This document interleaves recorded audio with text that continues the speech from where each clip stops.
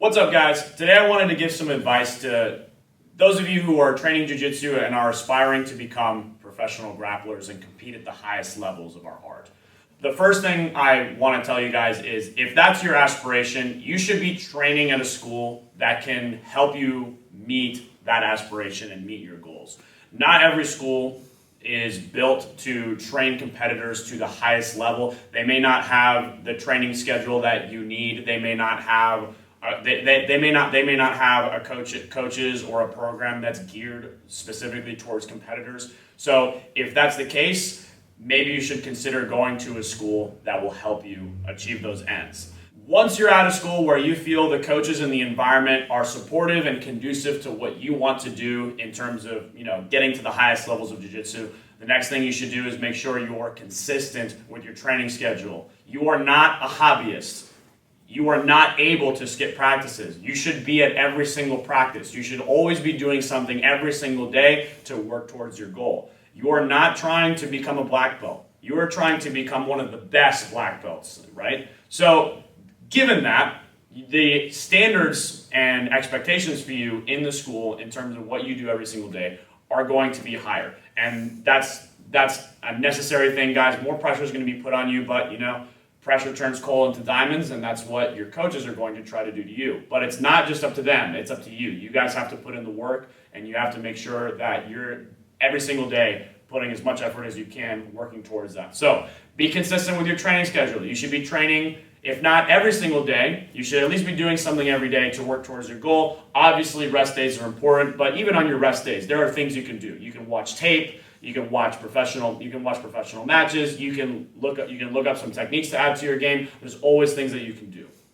The third point I'll say is you should compete as much as possible. So competitions at the amateur level when you're first starting out on your goal to be a professional competitor, they're basically your practice sessions, right?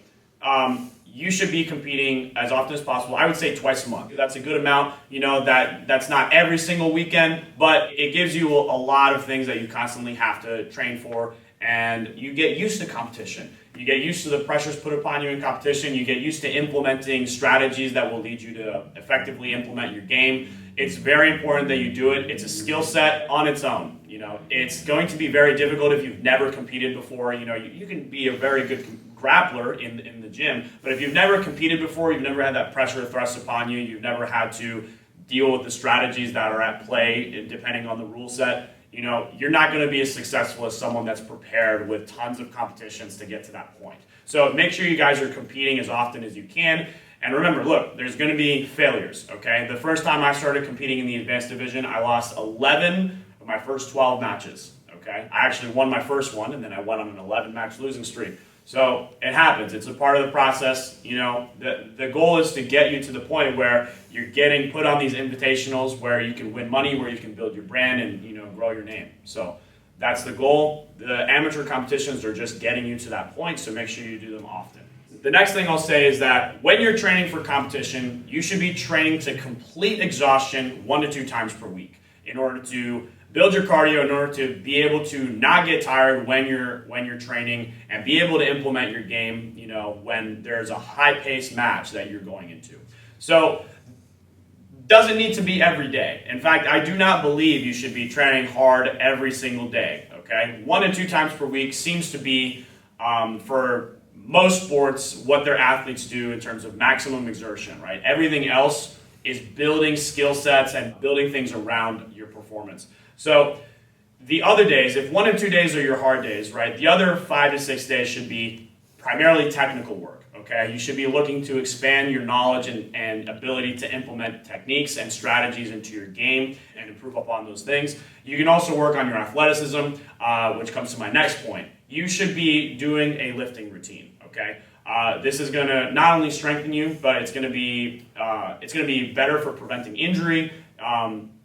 Of course, we can add flexibility training with that. You should be stretching. You should be trying to be more flexible. But it'll strengthen your joints. It'll strengthen your tendons and ligaments and your muscles. It'll make it harder for you to get injured, and it'll make you stronger, which obviously is better for jiu-jitsu.